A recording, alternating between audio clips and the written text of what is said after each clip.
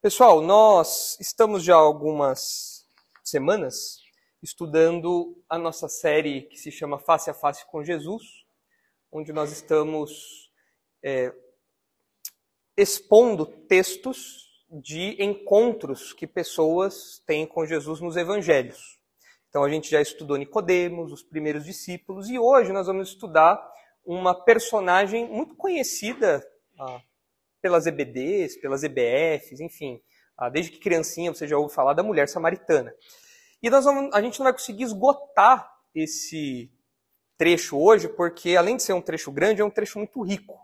Eu vou tentar não me delongar tanto, então a gente vai se manter naquilo que é principal para nós aqui, mas é um trecho em que a gente poderia tirar muitas lições, porque é um trecho muito denso teologicamente falando, é um diálogo muito denso, e é um diálogo que ensina para nós diversas verdades, como vocês vão ver aí, tem várias áreas que nós podemos aplicar a lições disso, mas eu queria me concentrar com vocês nesse esboço aqui, nessa estrutura. Então, nós vamos estudar João 4, dos versículos de 1 a 30, como eu falei, a gente não vai esgotar o texto hoje, a gente vai até onde o nosso tempo permitir, e a mensagem central que eu resumi aqui para nossa caminhada por esse texto é a seguinte: o Evangelho vence todas as barreiras na salvação do pecador.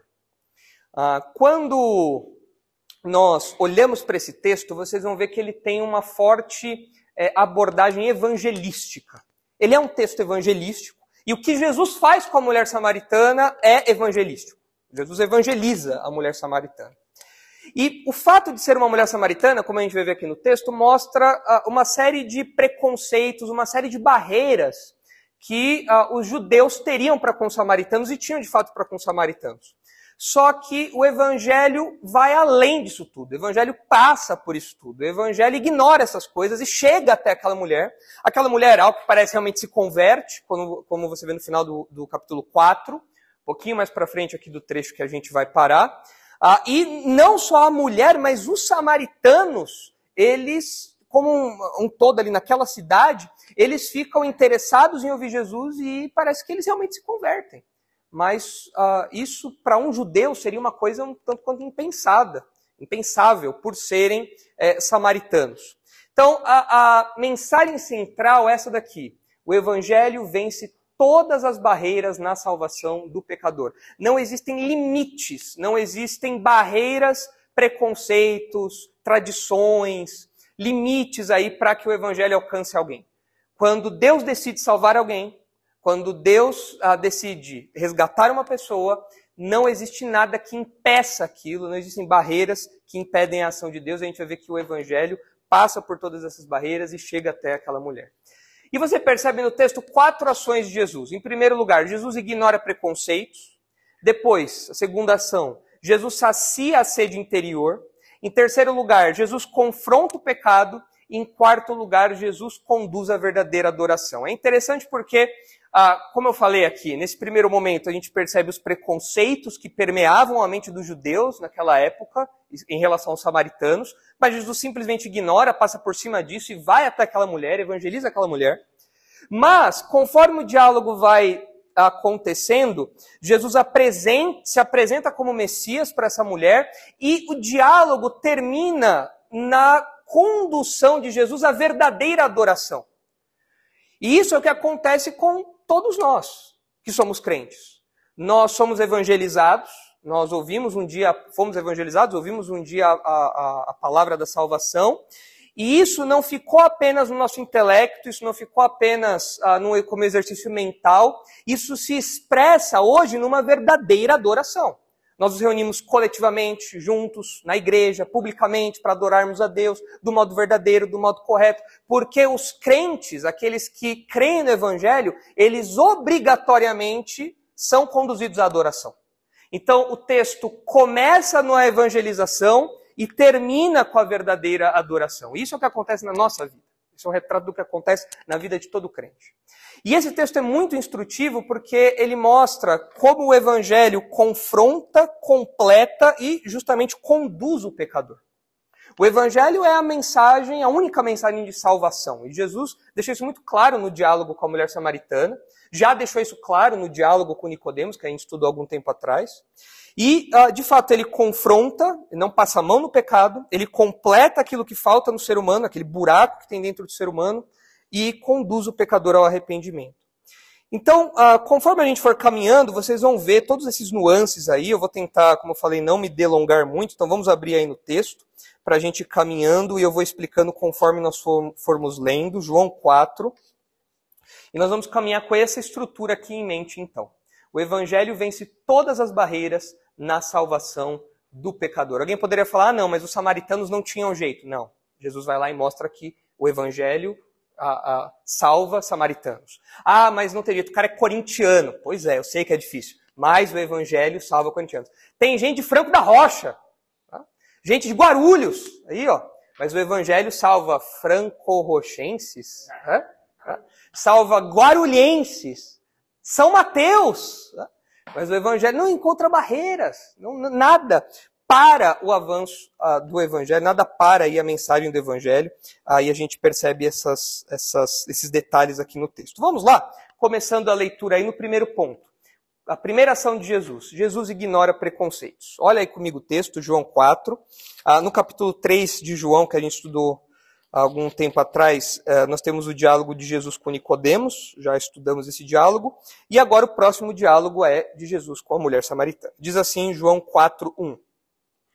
Quando, pois, o Senhor veio a saber que os fariseus tinham ouvido dizer que ele, Jesus, fazia e batizava mais discípulos que João Batista, se bem que Jesus mesmo não batizava, e sim os seus discípulos, deixou a Judéia, retirando-se outra vez para a Galiléia. Jesus tinha um cronograma de ação muito claro em sua mente, e conforme a sua popularidade ia crescendo, a sua exposição aos perigos, às ameaças dos fariseus também iam crescendo. Os fariseus eram antipáticos ao ministério de Jesus. E conforme os fariseus iam percebendo o avanço da popularidade de Jesus, isso expunha Jesus a um perigo cada vez maior. Perigo esse que lá na frente vai culminar na sua crucificação, mas ainda não é o momento disso ainda. Jesus, sabendo disso então, vendo a sua popularidade crescer, ele fala, eu vou sair aqui da Judéia, vou seguir para Galiléia, vou sair um pouco dos holofotes, porque ainda não é o momento de eu me expor a toda a fúria, toda a indignação, toda a antipatia dos fariseus. Então ele se afasta dos holofotes da Judéia e sobe para a Galiléia. E o texto fala no versículo 4, versículo 4. E era-lhe necessário atravessar a província de Samaria. Aqui tem um mapinha, só para vocês terem uma ideia. Aqui você tem a Judéia, a região da Judéia aqui. Aqui você tem a região da Galiléia, que é o Mar da Galiléia, Mar Morto, Rio Jordão aqui. Para ir da Judéia, de Jerusalém até a Galiléia, você tinha pelo menos 3 rotas que os viajantes podiam pegar. Você tinha uma rota aqui mais no litoral, você tinha uma rota que atravessava o Rio Jordão e depois tinha que voltar para cá, e você tinha uma rota que era a rota mais rápida, que era a rota que atravessava pelo centro aqui até a região aqui da Galiléia. O problema é que nessa rota mais rápida você tinha que passar por Samaria. E como a gente vai ver, isso era um problema porque para os judeus ter contato com os samaritanos poderia representar o contato com um povo impuro, com um tipo de judeu meio misturado, uma coisa meio não muito original, como a gente vai ver mais para frente. E isso era visto com maus olhos. Então alguns judeus preferiam pegar caminhos maiores do que atravessar, e quem sabe até às vezes precisar pernoitar em Samaria, parar em Samaria, eles evitavam isso a todo custo. Então era um trajeto aí que, das rotas, a mais rápida passava por Samaria, mas muitos judeus evitavam isso por conta desses preconceitos. Por isso que o nosso ponto aqui é que Jesus ignora preconceitos. Agora, o texto diz aí que era-lhe necessário atravessar a província de Samaria. A gente não pode dar um peso exagerado para algumas palavrinhas, e tentar colocar um sentido teológico que João não quis. Porém, muitos comentaristas apontam, e faz sentido quando você olha para o uso que João faz desse necessário, era-lhe necessário passar por Samaria. Alguns comentaristas falam que o uso dessa palavra mostra que Jesus escolheu essa rota central não apenas porque ela era mais rápida, logisticamente era melhor, Mas parece que havia algum outro objetivo na mente de Jesus para passar por ali. E nós, enquanto lemos essa história, a gente não sabe muito bem qual era esse objetivo. Por que era necessário passar por Samaria? Intuitivamente você falaria, porque Jesus queria economizar tempo. Jesus não queria dar uma volta toda de um lado ou uma volta toda do outro. Jesus queria pegar o caminho mais rápido. Mas pode ser que João esteja usando essa palavrinha aí, como acontece em outras vezes no Evangelho, para mostrar que Jesus tinha um alvo, uma meta, um objetivo espiritual. O que seria isso? Jesus queria ministrar, Jesus queria pregar para os samaritanos. Então ele queria fazer esse caminho para aproveitar e passar por ali e pregar. Só que João não deixa isso claro. É a narrativa como um todo que casa isso. Então pode ser que Jesus tivesse esse objetivo. Em todo caso, fica claro que ele vai passar por Samaria. E a gente já sabe que um judeu ouvindo isso já ficaria meio, opa, peraí, passar por Samaria é meio complicado. Você vai ter que, se você for um judeu mais rigoroso, um judeu mais cheio de nacionalismos e tudo mais, você vai ficar incomodado de passar por Samaria. Então a tensão começa a ser construída aqui por João. E o texto continua, versículo 5. Chegou, pois, a uma cidade samaritana, chamada Sicar, perto das terras que Jacó dera a seu filho José. Você percebe aqui a localização geográfica ali, realmente na região de Samaria, aqui perto, a região de Samaria fica aqui, a cidade ficava por aqui então, mais ou menos, perto desses montes aqui. Tem uma localização aí geográfica bem específica que João nos dá, e ele diz, estava ali a fonte de Jacó. É curioso que essa fonte aqui, ou esse poço de Jacó, ele existe até hoje.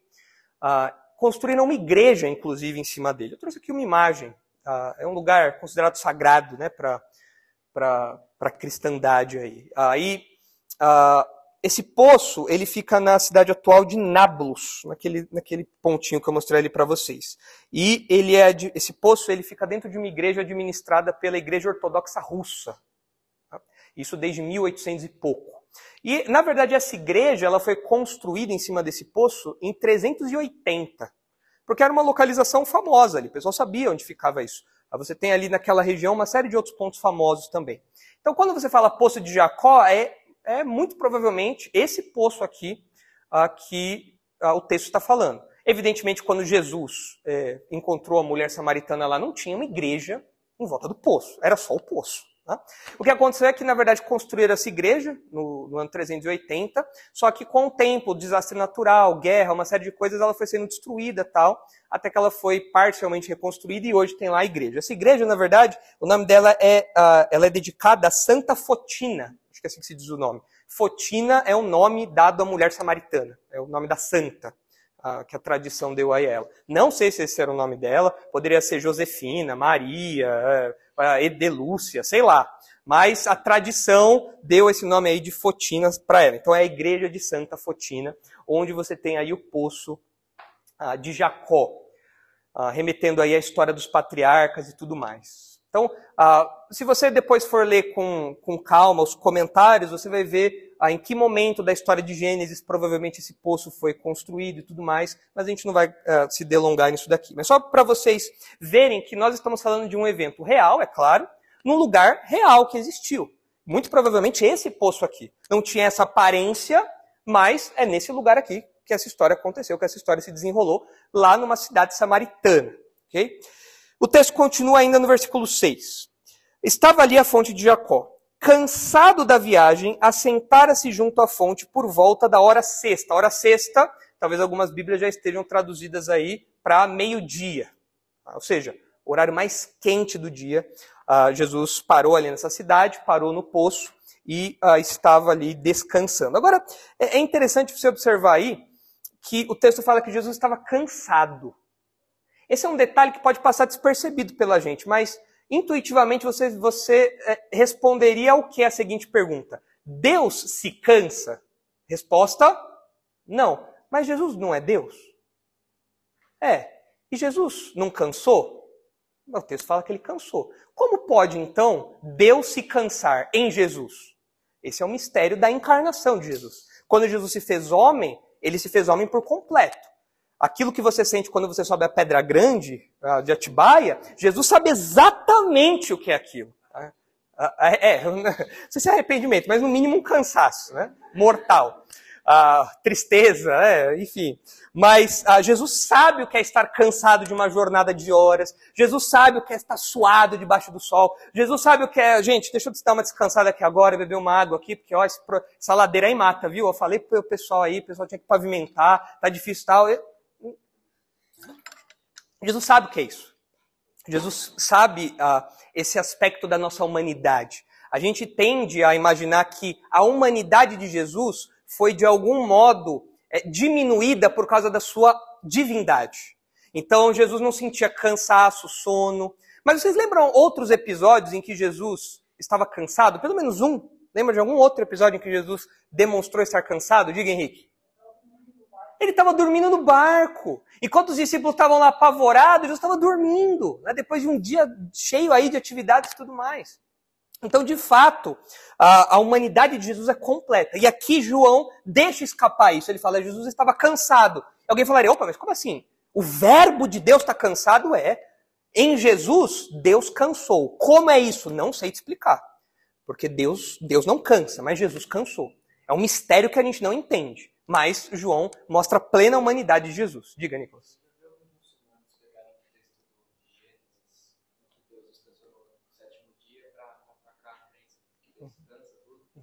Mas ali seria uma coisa mais didática. Isso. Quando Deus, lá em Gênesis, descansa no sétimo dia, isso serve de fundamento para o descanso do povo no sétimo dia, no sábado. Então não é porque Deus não tinha mais energia. Falou, ufa, ó, rapaz, depois de criar o universo, eu preciso dar uma descansada. Não, ele não se cansa, ele não se fadiga. Mas ele coloca aquilo como um padrão. Então o descanso que ele apresenta não é um descanso, no caso dele, por necessidade. Mas é um descanso como um padrão que nós que precisamos devemos adotar. Só que aqui é um descanso por necessidade. Como é isso? Aí é um mistério que a sua mente, se você tentar desvendar, você vai entrar em parafuso. Mas Deus aqui está cansado. Jesus está cansado. Diga, Kevin. Fala que ele está cansado, talvez porque João queria mostrar a humanidade dele. Isso. Também. O Evangelho de João, as cartas de João, elas atacam já o comecinho do gnosticismo, que era um ensino de que Jesus não tinha corpo. Jesus tinha uma aparência humana. Então você passava a mão nele, você atravessava, fala, não, ele tinha um corpo humano, ele era tão humano que ele cansou. Ele era tão humano que ele comeu. Então é interessante esses detalhes que João vai jogando, porque mostra que Jesus era gente como a gente. Jesus cansaria, Jesus precisaria puxar o fôlego também. Rapaz, ó, isso daqui... Esse é o Jesus apresentado nos evangelhos e é o Jesus verdadeiro, ok? Então, um parênteses aí, né, um detalhezinho que João apresenta aí para nós. Mas continue aí comigo. Então, Jesus, o Deus homem, está cansado, ele para descansar, se assenta aqui em volta do poço, no meio-dia, horário mais quente do dia, depois de já caminhar um bom período aí, chegamos nesse momento. Versículo 7. Nisto veio uma mulher samaritana tirar água.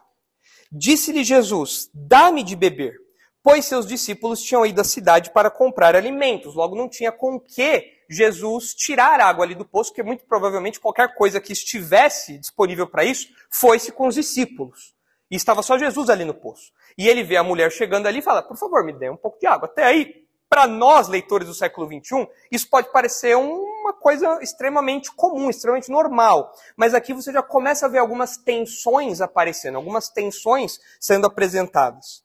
Versículo 9. Então lhe disse a mulher samaritana, como, sendo tu judeu, pedes de beber a mim, que sou mulher samaritana, porque os judeus não se dão com os samaritanos. Se você olhar aí para o texto, pega aí os versículos 5 até o 9. Quantas vezes aparece alguma referência a Samaria, samaritana? Quantas vezes? Conta aí. Do 5 ao 9. Quantas vezes aparece alguma referência a isso?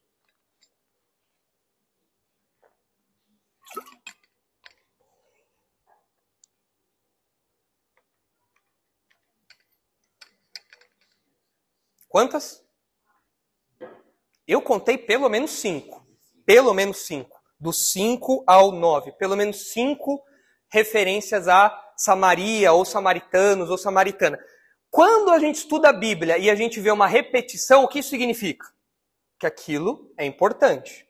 Então, se o texto está falando muito sobre Samaria, samaritanos e tudo mais, é porque tem alguma tensão que vai florescer daí. E a gente já sabe a tensão qual é. João explica para nós no parênteses do versículo 9. Ele fala, porque os judeus não se dão com os samaritanos. Agora, note aqui o seguinte, é assim. A pergunta da mulher, né, como assim você, sendo um homem judeu, pede água para mim? Como ela sabia que Jesus era judeu? Talvez alguma característica na roupa, alguma marca que o distinguisse dos samaritanos. O texto não diz o que é, mas ela percebeu que Jesus era judeu. Não sabemos. Então, a pergunta dessa mulher, junto com a nota explicativa, o parênteses que João faz, mostram aí os preconceitos e as tradições que Jesus vai ignorar. Por que ele ignora isso? Porque eram coisas inventadas. Eram coisas sem fundamento, eram coisas vazias. Era o preconceito de tradições vazias dos judeus em relação aos samaritanos. E eu listei aqui 3 grupos aí de preconceitos e tradições que Jesus ignora aqui. E a gente vai caminhar por elas, vocês vão entender essas tensões que o texto colocou aqui pra gente. Em primeiro lugar, você tem uma tensão de gênero aqui. Ela é uma mulher samaritana e Jesus é um homem, um rabino. E naqueles dias, a tradição dos judeus era que os rabinos não falavam com as mulheres. Eles não podiam falar com as mulheres. Tanto que se vocês olharem o versículo 27, quando os discípulos voltam da cidade onde eles foram buscar comida, olha só a pergunta deles. Neste ponto chegaram seus discípulos e se admiraram de que estivesse falando com uma mulher. Por quê? Por que eles se admiraram? Não é normal? Você está no ponto de ônibus, tá chovendo, tal. Não, você pode pegar ele. Para a gente é normal, mas naqueles dias, por uma tradição cultural tão diferente da nossa, um rabino se dirigirá a uma mulher diretamente, conversar com ela diretamente, era uma coisa meio impensável, assim. Mas é algo vazio, é algo que não tinha sentido, era uma tradição que foi inventada. E Jesus não apenas conversa com essa mulher, mas conforme você vai lendo o texto aqui, você vai perceber que Jesus se revela pessoalmente como Messias pela primeira vez no Evangelho. E ele faz isso para uma mulher. O que é uma coisa revolucionária para os padrões tradicionais daquela época. Jesus passa por cima dessas tradições bobas, inventadas, e ele fala, eu sou o Messias, diretamente, porque até agora nós vimos Jesus ser identificado como Messias indiretamente. Os discípulos falam que Jesus é o Messias, Nicodemos fala que Jesus é o Messias, mas Jesus até agora não falou de modo aberto pessoalmente, eu sou o Messias. Aqui ele vai falar para uma mulher, eu sou o Messias. Então Jesus passa por cima dessa tradição, desse preconceito vazio aí. E isso ajuda a gente a desconstruir aquele ataque besta, aquele ataque bobo que é feito em relação à Bíblia, em relação ao cristianismo, de que nossa fé é uma fé machista. Porque, na verdade, quem elevou o papel e o valor da mulher na sociedade foi justamente o cristianismo. Não apenas nesse episódio você percebe isso pelo próprio exemplo de Jesus, mas quando Jesus ressuscitou, quem foi a primeira pessoa que viu Jesus ressurreto? Uma mulher. Se vocês olharem lá em João 20, vocês vão ver. Não precisa ler agora, podem ler depois em casa, mas lá em João 20 vocês veem a Maria Madalena encontrando com Jesus ressurreto. Uma mulher. Então, Jesus simplesmente ignora essas coisas. E nós hoje somos confrontados pela sociedade como que tendo uma fé machista, uma fé que diminui a mulher, uma fé que desvaloriza a mulher, e é justamente o contrário. É o que tem aí fora que reduz a mulher a um objeto, reduz a mulher a um corpo vazio, uma coisa sem valor nenhum, enquanto o cristianismo sempre protegeu e sempre elevou o valor da mulher. Desde a criação, lá em Gênesis, até o exemplo do próprio Jesus aqui, no trato com a mulher samaritana. Então, Jesus ignora esse preconceito, essa tradição vazia sobre gênero. Mas a principal questão aqui do texto é o fato dessa mulher ser samaritana. Isso mostra um preconceito de raça, por assim dizer, uma questão de nacionalismo. É assim, os judeus não se relacionavam com os samaritanos, porque os samaritanos eles eram descendentes de 2 grupos. Os samaritanos foram formados na sua história, aquela região foi formada da seguinte maneira. Quando o Reino do Norte, vocês devem se lembrar, deixa eu voltar aqui para o mapa, vocês devem se lembrar que depois de Salomão, o reino se dividiu em 2, Reino do Norte e Reino do Sul. O reino do sul, Judá, capital Jerusalém. Reino do norte, Israel, capital Samaria. O que aconteceu? Em 722, o reino do norte foi levado para cativeiro. Eles foram exilados, certo?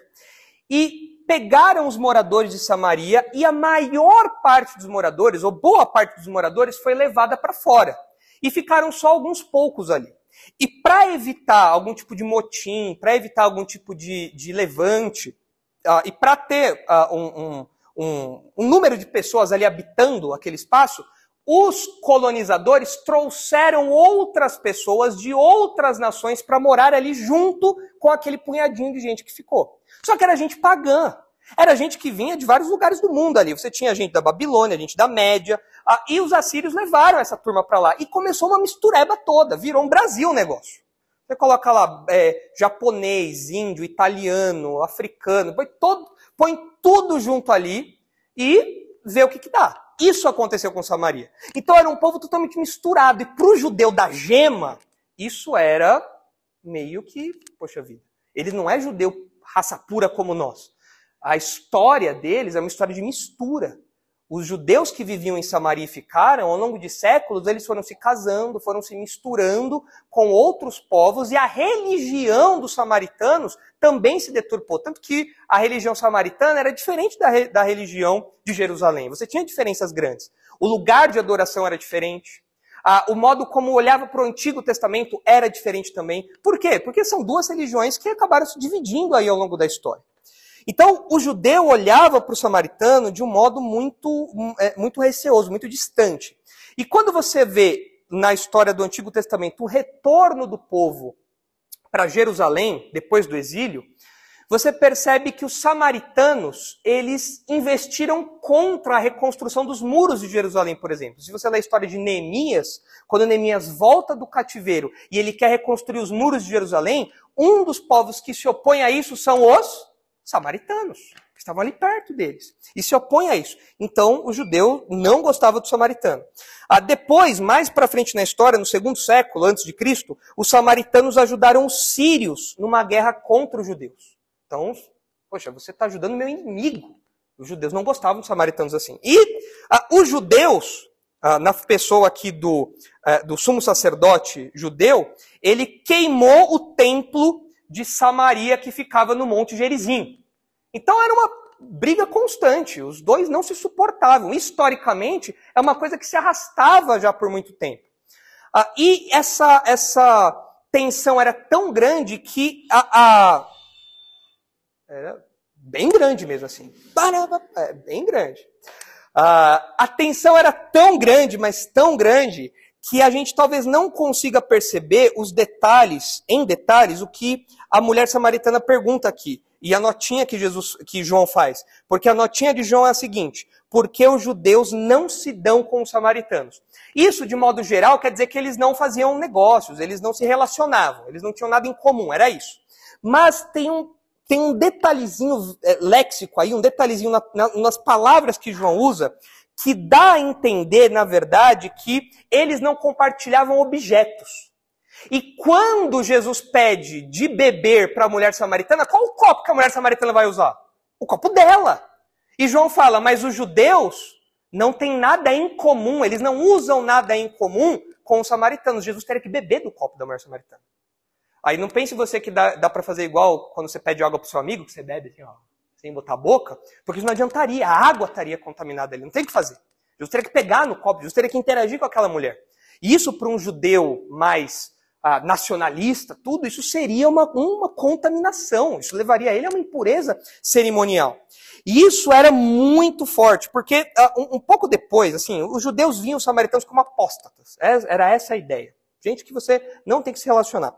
E um pouco depois do incidente que a gente está estudando aqui, desse conflito, dessa tensão nessa época aqui, tem uma lei que os judeus fizeram que ela diz respeito ao trato, né, com os samaritanos. E olha só como a coisa era séria. Eu trouxe uma aspas aqui dessa lei judaica. Olha só. Uma lei não é bíblica, tá? Uma lei inventada lá. Olha só. As filhas dos samaritanos menstruam desde o berço. O que significa isso? Na visão do Antigo Testamento, na visão judaica, a menstruação é sinônimo de impureza cerimonial. Então, a mulher, durante os seus dias, ela não poderia fazer nada cerimonialmente porque ela estava impura. Quando o judeu fala que a mulher passa por isso desde o berço, é um jeito de exagerar o quê? Desde que nasce, os samaritanos são impuros. Não dá para ter contato nenhum com essa gente. Zero. Os fariseus, eles oravam para que nenhum samaritano ressuscitasse no dia da ressurreição. Bem agressivo.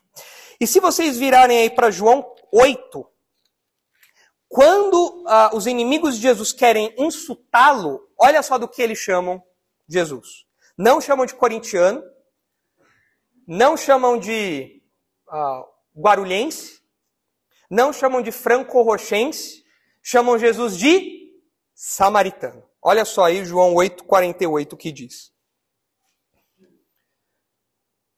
Responderam, pois, os judeus e lhe disseram: porventura não temos razão em dizer que és samaritano e tens demônio?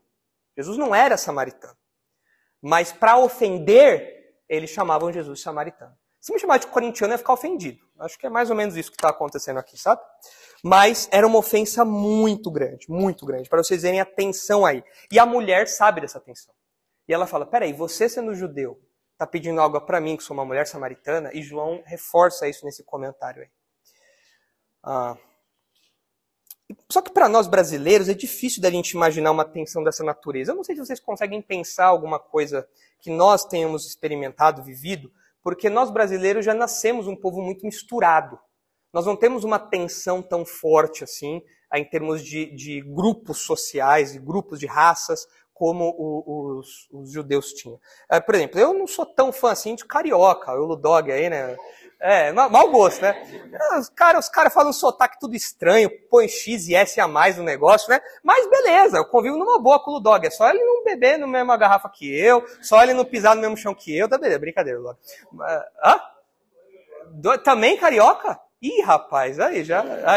Gente boa, vamos ver isso daí, né? Porque os paulistas não se dão com os cariocas, né? A gente podia fazer aquilo. Mas a gente não tem isso. Brincadeiras à parte, a gente não tem isso. A gente não tem essa tensão tão forte. Talvez você pudesse pensar em exemplos históricos, talvez a época do apartheid tenha vivido uma tensão tão grande quanto essa em termos raciais, em termos de cor de pele. Mas mesmo assim, no Brasil, a gente não tem isso. No Brasil é tudo misturado. No Brasil é tudo junto aqui a coisa. Não tem isso. Mas você tem que se transportar para aquela cultura agora. Você tem que imaginar que o que Jesus está fazendo é algo que era impensável para boa parte dos judeus. Ter uma conversa com uma mulher, e essa mulher ser samaritana, e pedir água para essa mulher, ou seja, ter contato com algum objeto, alguma coisa dela, era uma coisa assim absurda. Era uma coisa que não cabia na mente da maioria, ou pelo menos de boa parte dos judeus. E é isso que Jesus está fazendo aqui. E quando a gente fala sobre preconceitos, a gente é bombardeado por esse assunto o tempo todo hoje em dia. Hoje em dia, essa questão de preconceito e tudo mais é o que virou moda nas causas sociais, isso tudo. Só que Jesus ignora todas essas questões de preconceito reais. Isso aqui era um preconceito real que existia. Era uma tradição vazia, humana, inventada, e era um preconceito real. E Jesus ignora tudo isso porque essas questões são irrelevantes. Por quê? Tanto os judeus, como os samaritanos, como os não-judeus, todo mundo está debaixo do pecado. Todos precisam de salvação. E Jesus, evidentemente, tinha pleno conhecimento disso. Por isso ele ignora essas coisas inventadas, ele vai oferecer o evangelho, a salvação para essa mulher. Se vocês olharem em Romanos 3, vocês vão ver que o apóstolo Paulo é muito claro, é muito contundente quanto à universalidade do pecado, quanto à condenação universal ali do pecado. Judeus, não judeus, homens, mulheres, todos estão debaixo do pecado. Logo, todos precisam de salvação. Todos precisam do evangelho. Olha o que diz aí Romanos 3, 9. Que se conclui, temos nós qualquer vantagem? Não, de forma nenhuma, porque já temos demonstrado que todos, tanto judeus como gregos, estão debaixo do pecado. Como está escrito, não há justo nenhum sequer. Não há quem entenda, não há quem busque a Deus. Todos se extraviaram, a uma se fizeram inúteis. Não há quem faça o bem, Não há nenhum sequer. Quando você assume essa verdade antropológica e hamartiológica, ou seja, do que diz respeito ao pecado, você percebe que os preconceitos, na verdade, são coisas vazias. Não, você ter preconceito com alguém de outra cor, você ter preconceito com alguém de outro gênero, um homem, uma mulher, a gente tem que falar que gênero só tem dois, né? Você é homem, tem preconceito com mulher, você é mulher, tem preconceito com homem, coisas dessa natureza. Você tem preconceito com alguém que é baixo, você tem preconceito com alguém que é alto, você tem preconceito com alguém de outro país. Essas coisas são irrelevantes para nós, porque nós entendemos biblicamente que todos, o chinês, o indiano, o boliviano, o porto-riquenho, o americano, o norte-americano, o sul-americano, o europeu, todos, sem exceção, estão debaixo do pecado. Todos, sem exceção. Todos são maus, todos são condenáveis, estão de fato condenados, e todos precisam do evangelho. E essa percepção faz com que a gente fure essas barreiras do preconceito para levar a salvação para aquelas pessoas. Porque nós fomos alvos dessa salvação também. E é isso que Jesus faz, ele passa por cima desses preconceitos aí. E assim, a postura do crente, então, não pode ser jamais preconceituosa por nenhuma dessas coisas. Eu não falo com tal pessoa porque tal pessoa é mulher. Eu não falo com tal pessoa porque tal pessoa é chinesa. Eu não falo com tal pessoa porque tal pessoa tem a pele escura ou tem a pele clara. Qualquer coisa como essa para o crente é abominável. Isso não faz o menor sentido. A nossa postura tem que ser como a de Jesus aqui e passar por cima, ignorar esses preconceitos vazios, tolos, porque isso não corresponde em nada à criação de Deus e à universalidade do pecado. Se vocês olharem aí, Gálatas 3, vocês vão ver que a solução para esses preconceitos, essas invenções humanas, não é aquilo que o mundo fala. O mundo já percebeu que existe preconceito. E você não precisa ir tão longe para isso. Mas o mundo percebeu agora que existe esse tipo de coisa e está tentando consertar isso por meio de educação, por meio de políticas públicas. Mas não é isso que soluciona o problema do preconceito. Não é isso que soluciona a raiz do problema. Isso mascara. A solução real para isso é você ignorar essas coisas e apresentar o evangelho para aquela pessoa. A pessoa precisa de um novo coração, precisa de uma nova mente. E é na igreja que essas diferenças se dissipam. Olha só Gálatas 3, 28, que diz: Dessarte, não pode haver judeu, nem grego, nem escravo, nem liberto, nem homem, nem mulher, porque todos vós sois um em Cristo Jesus. Eu não posso tratar alguém de pele mais escura do que eu, diferente porque ele tem a pele mais escura. Não posso tratar uma mulher diferente porque ela é mulher. Não posso tratar um homem, uma mulher não pode tratar um homem diferente porque é homem. Não, esse tipo de coisa é absurdo para o crente. Porque em Cristo todos somos um. Olhem também o que diz Colossenses 3. Paulo bate de novo nessa tecla. Colossenses 3, 11.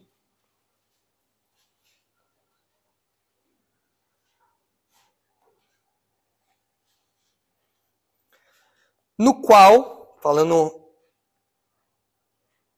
da realidade da igreja, né? No qual, em Cristo, não pode haver grego nem judeu, circuncisão nem incircuncisão, bárbaro, cita, escravo, livre, porém Cristo é tudo em todos. Então, a atitude de Jesus aqui é uma atitude que nós, como crentes, precisamos adotar no nosso cotidiano. Nós temos que ignorar esses preconceitos, passar por cima disso, entendendo que a solução para o problema que o mundo vê aí é o evangelho, como Jesus faz aqui, mostrando que samaritanos também precisam do evangelho. Jesus vai até lá, apresenta o evangelho, ministra aquelas pessoas são salvas. E nós fazemos as mesmas coisas. E dentro da igreja, não deixando que os preconceitos dominem as nossas relações. É por isso que a gente tem que tomar muito cuidado com, às vezes, o modo como nós brincamos, o modo como nós fazemos algum tipo de piada. Eu não quero ser aqui politicamente correto, não é esse o ponto. Nós, como crentes, nós não nos dobramos ao politicamente correto. Tem brincadeiras que realmente não são maldosas, mas muitas vezes o modo como nós brincamos, por trás da brincadeira existe um aspecto preconceituoso, existe alguma coisa ali. E a gente tem que tomar cuidado com isso. Brincadeiras que às vezes diminuem mulheres, brincadeira que às vezes diminuem homens, brincadeira que às vezes diminuem negros, brincadeiras que às vezes diminuem estrangeiros. Dentro da igreja não há espaço para esse tipo de coisa, porque isso seria o oposto do que Jesus faz aqui. Jesus ignora esses preconceitos, essas tradições vazias. E o crente tem que imitá-lo nisso. Então a gente não adota as soluções que o mundo propõe, mas a gente vê que o evangelho é a solução, como Jesus faz aqui, e nos nossos tratos nós ignoramos isso e nós avançamos anunciando o evangelho a todos. Então você tem aí, como eu falei, uma tensão de gênero, uma tensão racial, nacional aí, e você tem uma tensão um pouco social também. Por quê? O texto fala que era meio-dia. E a mulher estava indo pegar água no poço ao meio-dia. Pegar água no poço era um trabalho, realmente era desempenhado pelas mulheres. Só que as mulheres faziam isso em grupo e num horário mais ameno de temperatura, quando o sol estava mais baixo. Essa mulher vai até o poço ao meio-dia, sozinha. E isso os comentaristas levantam a possibilidade disso ser porque a fama daquela mulher não era muito boa. De fato, conforme o diálogo com Jesus vai se desenrolando, você percebe que essa mulher ela tinha uma vida matrimonial muito frouxa. E isso provavelmente fez com que as pessoas se afastassem dela. Então ela era meio que uma pessoa rejeitada ali pelos próprios samaritanos. Então veja, dentro da sociedade samaritana, que já era uma sociedade rejeitada pelos judeus, dentro desse grupo ela ainda era mais rejeitada, mais afastada ainda, por conta do estilo de vida dela. Ela era meio desprezada ali pelos seus conterrâneos. E isso nos ensina que o evangelho tem que ser levado a todos, inclusive aos piores. E essa muitas vezes não é a nossa postura. Nós gostamos de levar o evangelho para aquelas pessoas que já são quase crentes. Você fala, nossa, aquela pessoa, ela é muito legal, nossa, ela é super... Ela é certinha, ela não é desonesta, ela trabalha legal, ela é uma pessoa simpática, só falta ela ser crente. Deixa eu pregar o evangelho para você, porque a gente vai poder ser bons amigos. É para essa pessoa que a gente gosta de pregar. Uma pessoa que não é tão doente quanto o resto do mundo. Mas o que Jesus faz aqui é levar o evangelho para uma samaritana, que dentro dos próprios samaritanos ela já era um pouco excluída. Então, se vocês olharem, por exemplo, Lucas 5, olha só o que eu quero dizer com isso. A nossa pregação ela não pode ser seletiva. A gente não pode levar o evangelho apenas para aqueles que são quase crentes ou aqueles que têm uma moralidade elevada. A nossa pregação deve ser para todos os doentes, inclusive os piores. Não só os piores, mas os piores também. Olha aí Lucas 5, 29. Então lhe ofereceu Levi um grande banquete em sua casa, e numerosos publicanos e outros estavam com eles à mesa. Publicanos eram pessoas mal vistas pela sociedade porque eram cobradores de impostos, que eram considerados traidores pelos seus conterrâneos ali, porque eles cobravam impostos para Roma, e eles aproveitavam que eles estavam mexendo com o dinheiro para pegar um pouquinho mais para eles. Então era gente mal vista. E tinha lá um banquete que Levi fez, depois do seu chamado por Jesus, e os colegas ali de Mateus, de Levi, estavam ali, os publicanos e outros à mesa. Os fariseus e os seus escribas murmuravam contra os discípulos de Jesus, perguntando, por que comeis e bebeis com os publicanos e pecadores? Olha só quem está aqui na mesa. É gente da mais baixa área da sociedade. É gente que não dá para você se misturar. E olha o que Jesus responde, versículo 31. Os sãos não precisam de médico, e sim os doentes. Não vim chamar os justos, e sim pecadores ao arrependimento. Porque os fariseus, eles olhavam para si como pessoas que já estavam com a salvação garantida, pessoas de uma moral elevada. Só que Jesus, ainda que ministrasse a esse grupo, confrontasse esse grupo, Jesus pregava para todos, inclusive para aqueles que eram rejeitados pela sociedade. E Jesus fala, essas pessoas precisam de arrependimento. Essas pessoas estão espiritualmente mortas. Essas pessoas precisam de regeneração, tanto quanto as outras precisam. E eu prego para todos. E os doentes precisam. Quem se acha são, quem acha que não precisa, essa pessoa não dá ouvidos à pregação. Mas os doentes, eles ouvem a pregação. E olha só o que é dito lá em Mateus 21.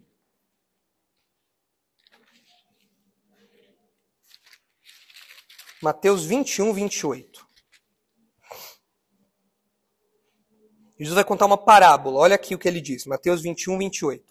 Uma parábola que compara aí reações à pregação.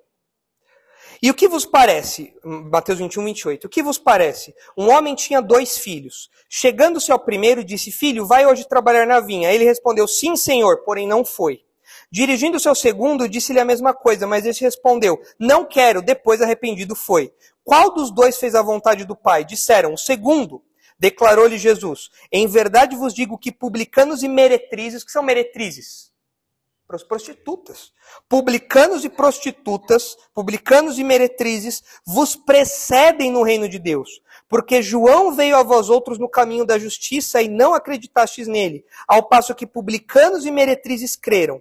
Vós, porém, mesmo vendo isto, não vos arrependestes, afinal, para acreditardes nele. O que Jesus está falando é o seguinte: olha, vocês são todos justos, vocês se pagam aí de espirituais e tudo mais, mas vocês não estão ouvindo a minha pregação. Agora, os excluídos, aqueles que são justificadamente pessoas à margem da sociedade pela sua vida moral, pelo seu comportamento e tudo mais, essas pessoas, quando ouvem o evangelho, elas se arrependem, abandonam seus pecados e me seguem. Vocês não fazem isso.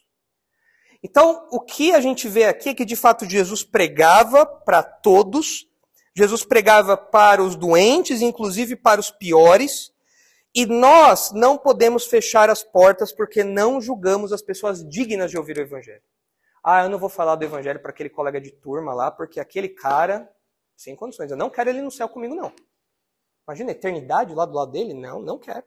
De jeito nenhum. Não vou falar. Aquele meu parente, longe de mim, não quero nem aqui na terra, que dirá na eternidade. Não aguento nem ficar 5 minutos numa festa de família com ele. Imagina se ele ficar no céu o tempo todo comigo. Já era, sem condição, esquece. E nós fechamos a porta da salvação, por assim dizer, para essas pessoas, pelo menos nos nossos lábios, porque nós não julgamos determinadas pessoas dignas de ouvir o evangelho. Agora, deixa eu lapidar um pouco mais isso, porque muitas pessoas podem pegar o que eu estou falando e dizer assim: pastor, é verdade. É por isso que semana que vem nós vamos na Rua Augusta, de madrugada, evangelizar todo mundo que sai da balada. É por isso que nós vamos na parada gay e nós vamos evangelizar todo mundo da parada gay. E, pasmem, eu já soube de crentes que faziam evangelismo na parada gay. Grupos que iam fazer evangelismo na parada gay. Pastor, você tem razão, a gente tem que ir para os excluídos da sociedade. É por isso que a gente vai lá no meio, sei lá, no bloquinho de carnaval, a gente vai estar lá sambando, evangelizar. É isso mesmo, vamos achar os piores. É isso que a gente faz? É claro que não. Se você casar o que eu estou falando aqui com o que Jesus fez, você vai perceber que a abordagem evangelística de Jesus, ela é totalmente diferente disso. Onde Jesus evangelizou essa mulher? Onde? Onde Jesus encontrou com essa mulher para evangelizá-la? Não, ok, eles estavam sozinhos ali, mas onde? Qual era o lugar? No poço. O poço era um lugar conhecido por imoralidade? Não. O que o poço era? O poço. Onde você vai fazer o quê? Beber água. Quem passava por ali? Todo mundo passava por ali. Não tinha água encanada naqueles dias. Todo mundo tinha que ir até o poço pegar água. E Jesus evangeliza aquela mulher que era samaritana, que era desprezada, mas ele não vai em nenhum lugar ruim para fazer isso. Ele não vai no bloquinho de carnaval. Jesus não vai num prostíbulo. Jesus vai no poço. E essas pessoas muito doentes que nós conhecemos, quando digo doentes, são pessoas perdidas, é a linguagem que o texto usa aqui, pessoas que são doentes. Essas pessoas que estão espiritualmente mortas, elas não vivem apenas nesses lugares podres. São pessoas que precisam ir no poupa-tempo, tirar documento. São pessoas que precisam pegar busão. São pessoas que precisam pegar metrô. São pessoas que precisam estar na fila do mercado. São pessoas que precisam pegar o mesmo elevador que você. São pessoas que fazem faculdade com você. Na minha faculdade, eu conheci várias pessoas perdidíssimas. Perdidíssimas. E eu não precisava ir até o lugar onde elas se perdiam mais e mais para evangelizá-las. Era na sala de aula, era no metrô, era no trabalho, era no poço. Nós temos os nossos poços, por assim dizer. O trabalho, a faculdade, a escola, dentro de casa, às vezes num contexto familiar. Nós não precisamos ir para bloquinho de carnaval como algumas igrejas já fizeram, desfiles de carnaval para supostamente evangelizar. A gente não precisa ir na Rua Augusta, no meio de uma parada gay e tudo mais, no meio de uma balada para evangelizar. Nós, como crentes, nós vivemos vidas normais e vamos até o poço. E no poço nós evangelizamos essas pessoas. Essa tem que ser a abordagem do crente. Lugares comuns, lugares públicos, que não expõem a vida de santidade, que não compromete o nosso testemunho, mas que tem uma eficácia comprovada pelo exemplo do próprio Senhor Jesus aqui. Então, esse texto, como eu falei, essa passagem é uma passagem que nos ensina como evangelizar. É uma abordagem, é uma passagem muito evangelística e que desfaz aí talvez algumas confusões que o meio evangélico tem feito, achando que evangelizar depende de estar no lugar dessas pessoas aqui. Não precisa. Para falar e interagir com essas pessoas, basta você estar no poço. Mas o primeiro ponto, e a gente vai parar por aqui, é esse daqui. Jesus ignora preconceitos. Jesus ignora os preconceitos pelo fato dela ser uma mulher, Jesus ignora o preconceito dela ser uma samaritana, e Jesus não liga para o fato dela ser uma pessoa desprezada ali, porque ela estava ali no poço. Ele sabe que ela era uma mulher que precisava do evangelho, e ele prega o evangelho a ela. Então Jesus ignora os preconceitos. Disso tudo que a gente falou, agora eu quero ouvi-los. A gente vai parar por aqui, temos aí uns minutinhos para algumas considerações. Digam, falem aí, levantem a mão e compartilhem algo aí. Kevin Bradford.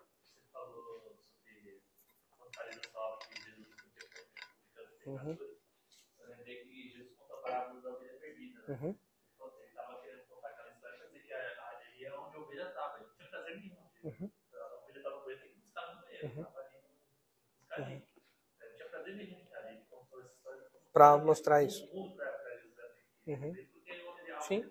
Sim. Todos nós estávamos no chiqueiro e veio para salvar. E muitas pessoas falam, colocam Jesus como um exemplo de alguém que se misturava no pecado para justificar o seu próprio pecado. Então as pessoas falam, Jesus iria na passeata do PCO, Jesus estaria lá, sei lá, na parada gay, Jesus andava com pecadores, com prostitutas, mas não é isso que o texto quer dizer.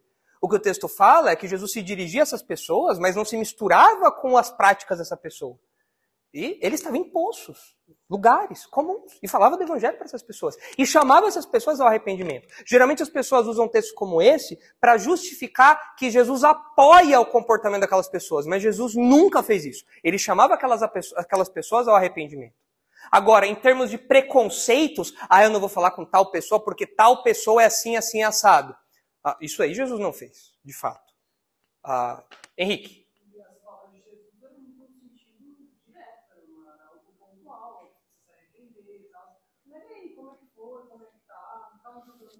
Essa conversa fora. Né? E o próprio texto da mulher samaritana, como a gente vai ver na semana que vem, conforme a conversa vai caminhando, Jesus chega uma hora e fala, chama o seu marido. Ela fala, eu não tenho marido. Ele fala, você falou certo, você não tem marido, né? Porque esse que você está aí não é seu marido. Ou seja, Jesus vai confrontar o pecado dela.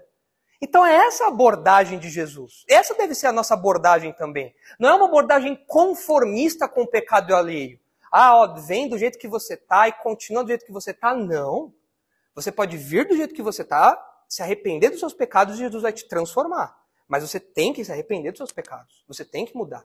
Então, o evangelho vai fazer realmente a diferença na sua vida. O que mais? Hugão.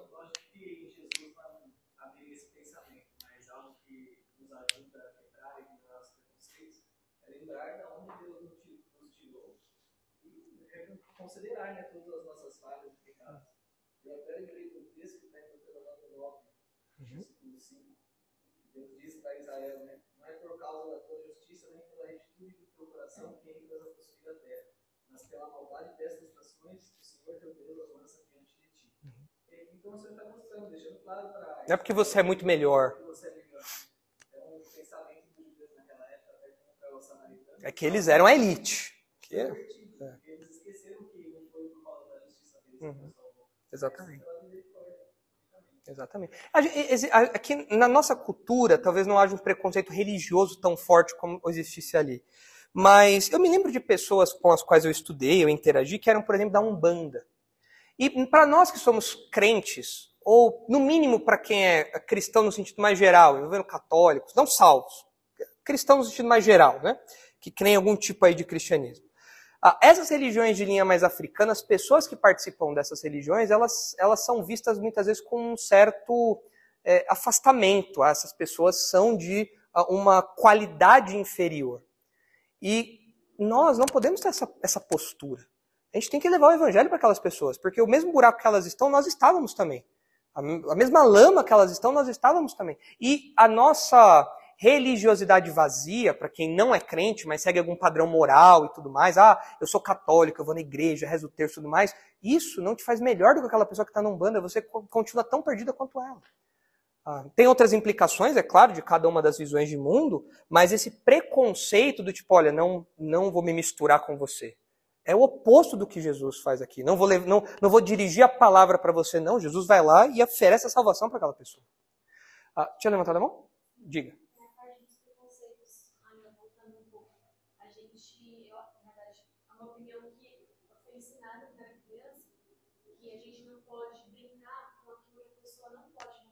Uhum. Então, fazer pouco caso da cor de uma pessoa, da aparência de uma pessoa. E eu acho que a gente vive numa sociedade, numa cultura que valoriza muito as aparências. Uhum. Então, principalmente, por exemplo, meninas, né? Que sempre tem, eu acho ela feia, ela é assim, o nariz dela é muito grande, a cabelo dela é estranho, né? Nós, como crentes, fazendo mais pro lado talvez feminino da história, a gente tem muito cuidado com a gente fala da nossa figura também. Porque a aparência dela não pode ser mudada, né? Mas a gente tem que tomar muito cuidado quando a gente fala dela para as outras pessoas também. Porque isso também é um tipo de preconceito. Ela não pode mudar aquilo, né? E se você tem uma criança que olhar completamente para você, e a aparência, ela não é só a aparência dela, né? Porque Jesus também morreu por essa figura. Então, o que você acha dela pouco importa para você, muito menos para os outros, né? Porque às vezes a gente esquece isso por causa dessa cultura tão forte de aparência. Que a gente tem na nossa sociedade. Talvez o paralelo seria que naqueles dias o foco da atenção era racial. Hoje é um foco de aparência. Pode ser. Às vezes a gente com muita facilidade faz piada dos outros e acaba afastando aquela pessoa, às vezes, de uma oportunidade de ouvir o evangelho simplesmente por conta de uma brincadeira errada que a gente faz, de um preconceito que a gente põe para fora. Isso pode acontecer de fato, por aparência e tudo mais. O que mais? Nicolas, depois o seu nome? João. Depois João. Nicolas. Nessa discussão do ambiente adequado para pregar, tive um debate com os colegas crentes na faculdade, tinha o pessoal se organizando para ir até uns eventos esportivos, umas festas assim, ajudar o pessoal que ia passar mal por causa de bebidas ou coisa assim, e aproveitar para evangelizar. Você precisa de Jesus e me dá, eu sei, vai me dar também um buscopan aí.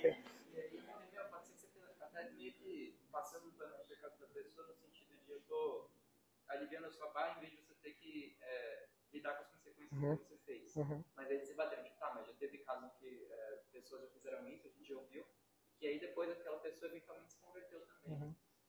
Mas aí eu não sei, eu acho que eu encararia mais como uma coisa, tipo, até nas situações ruins Deus consegue. É claro. Assim, o fato de uma coisa ter funcionado não justifica aquilo.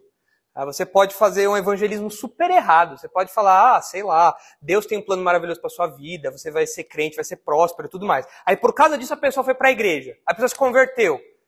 Foi uma pregação totalmente errada que você fez, mas ainda assim a pessoa ouviu o evangelho na igreja e se converteu. Isso não justifica aquilo que você falou, né? De errado. Trazendo para o seu exemplo, você tá lá, o cara lá vomitando, lá, botando os buchos para fora lá, eu tô aqui um buscopan, o kit ressaca, que eles falam, né? Alguma coisa assim. Toma aí tudo mais, Jesus te ama, Jesus parceiro, tal. Você questiona a conversão, você questiona a lucidez. Claro, questiona. A pessoa não está lúcida para ouvir, não está sã para ouvir a mensagem do evangelho, né? E isso é muitas vezes travestido de amor, né? As pessoas falam, isso é uma expressão de amor. Mas, na verdade, a pessoa está ali por uma consequência do pecado dela, e depois, quando ela estiver sóbria, se você quiser sentar e conversar, vou estar aqui disponível para você. E eu vou falar do evangelho para você. Mas enquanto você estiver lá chafurdando na lama, eu não vou te acompanhar, não. Aí você vai viver as consequências do seu pecado. Mas o evangelicalismo, especialmente brasileiro, tende a tratar a evangelização como uma coisa muito social. Abraço, ajudar o bêbado, ajudar o morador de rua. Isso é evangelizar para eles, dar uma ajuda. Quando, na verdade, para a gente é pregar o evangelho e a pessoa poder ouvir aquilo claramente. Né? Então, funcionar não é um argumento, porque isso é pragmático. Né? Deus usa, pode até usar isso, mas não justifica isso, né? Como você bem colocou.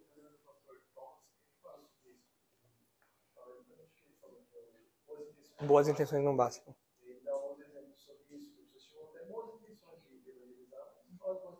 Não basta. Deus pode usar? Pode, mas está errado. Então, João.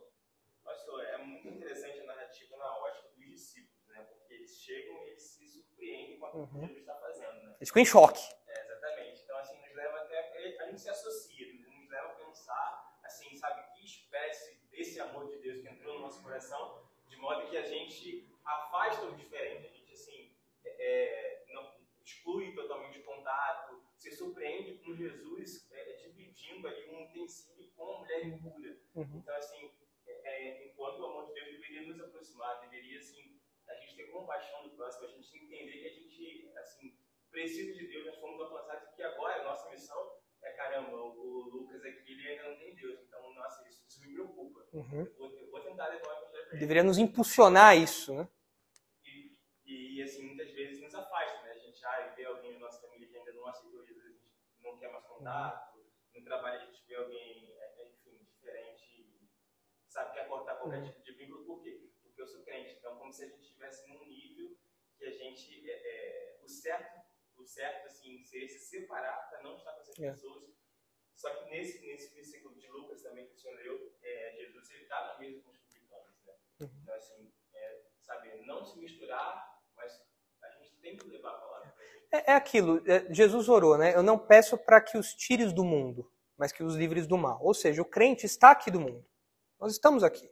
Jesus falou que nós somos sal, que nós somos luz, aqui nesse mundo. A gente não vive em monastérios, a gente não vive numa bolha. A gente pega ônibus, a gente trabalha. Na sua mesa de trabalho, alguém do seu lado está caminhando para o inferno a 1000 km/h. Ele está do seu lado. E você não precisa ir em nenhum prostíbulo ou numa balada, não. Ele está do seu lado. E muitas vezes as pessoas que têm esse discurso também de evangelizar nesses lugares e tal, essas pessoas esquecem do próximo, do vizinho, do pai, da mãe, do familiar, do irmão, do primo, da tia, que está indo para o inferno a milhão. E não evangeliza essa pessoa, não tem esse impulso de evangelizar essa pessoa. Então, de fato, às vezes a gente coloca barreiras na nossa evangelização, na nossa pregação. A gente se coloca numa posição superior. E todo mundo que não compartilha talvez de alguns padrões que a gente cria, essa pessoa não é digna de ouvir o que eu tenho para falar. Então, quer ver um exemplo simples assim, de como esses preconceitos acontecem. Tiago, lá na carta dele, ele fala sobre alguém que entra na igreja com anéis, com roupa cara e tudo mais. Então entra o cara aqui com a roupa da Boss, com uma calça da Levi's, com um tênis, um Air Plus, Nike, sei lá o quê. Ele entra lá e tal, e fala, uau, vem cá, deixa eu te evangelizar e pau, nossa e tal. Aí entra alguém aqui com, sei lá, camisa do Corinthians.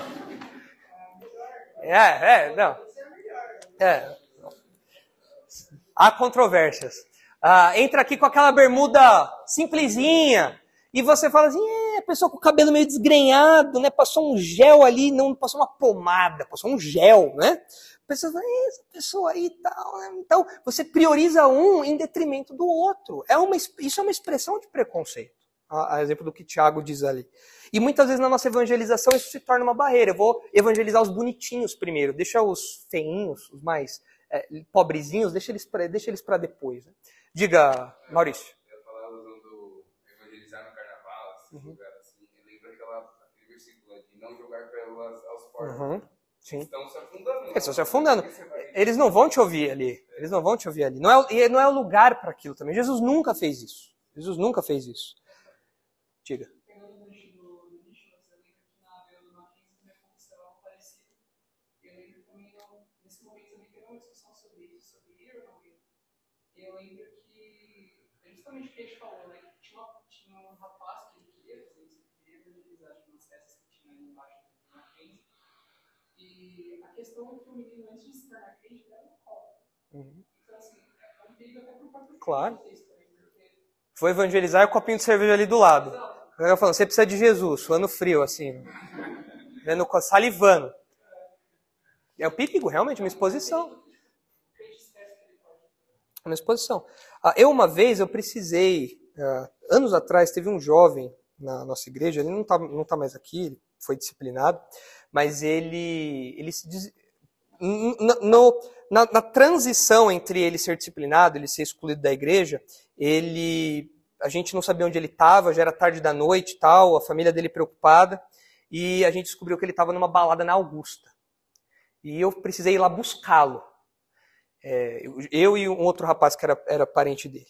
Isso muitos anos atrás. E não tinha ninguém para buscá-lo, a gente precisava ir lá buscá-lo, e eu lembro da cena dele descendo as escadas da onde ele estava, da balada lá, trançando as pernas de tão bêbado que ele estava.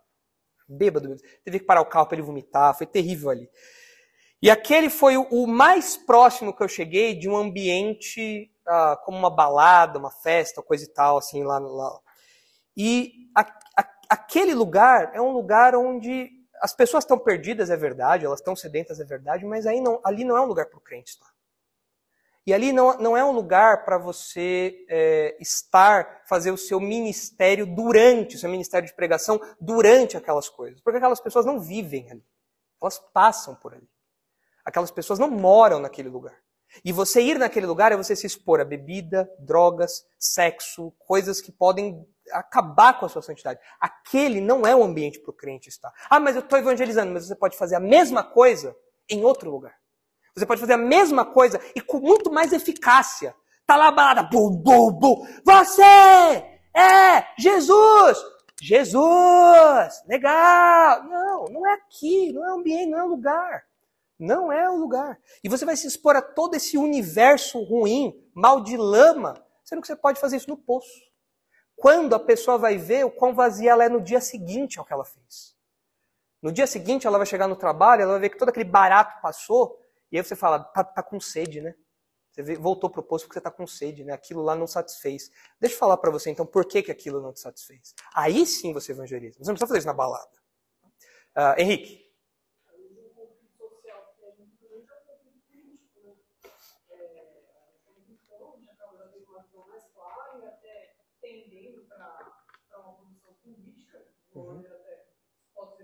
Uhum. Só que isso é um muito social. Você vai falar com alguém que é de esquerda e se você fala quem você votou, você não quer falar. Uhum. Às vezes a gente não quer também falar. É isso que eu ia falar. Às vezes fala assim, eu votei no Lula, então você não precisa do evangelho. Agora que você precisa mesmo do evangelho. Vem cá, agora você vai ouvir aqui, ó. Senta aqui, ó. Senta aqui. Aí, bem lembrado, Henrique, a gente tem um preconceito político também.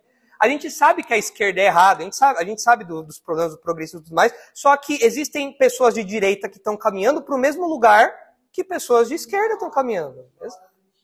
Exato. A gente tem que evangelizar gente de esquerda e gente de direita. E quem é de esquerda fala, não, vem cá, senta aqui, deixa eu te falar. Cara, você tá errado, você, pelo amor de Deus, né? E tem gente de direita que a gente tá, claro, a gente vai evangelizar também. Então, bem lembrado, às vezes a gente tem preconceito com... Sim. Não precisa virar marxista, não precisa ir numa reunião do PCO para evangelizar também, não precisa falar lá, cantar o hino da Comuna de Paris lá, não. Ó, cara, você tá aqui, você é um proletário, né? Então deixa eu te falar uma coisa. Cara, isso daí é assim, assado. Bem lembrado. Mais alguém ou podemos terminar? Diga, Kevin.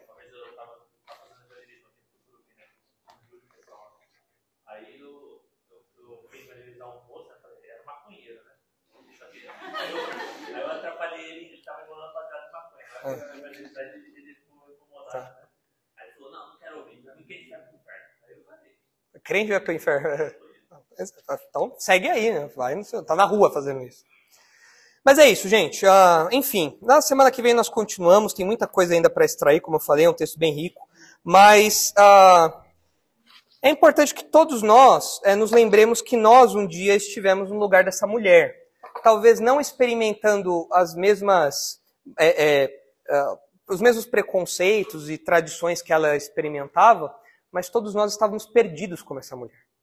E o que Jesus vai fazer vai ser apresentar o evangelho para ela. Falar, olha, você tem sede e eu tenho a água que mata essa sede para sempre.